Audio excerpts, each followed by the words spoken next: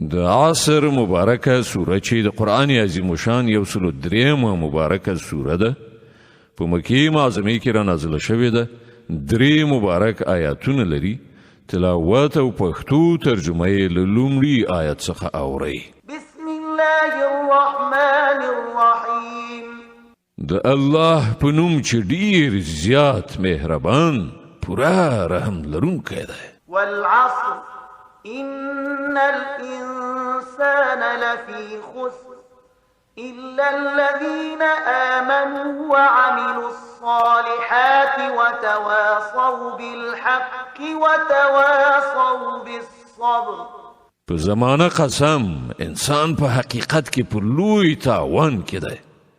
پرته له هغو خلکو چې ایمان راوړی او ښه عملونه کوي او یو بل ته د حق نصیحت او د صبر ښودنه کوي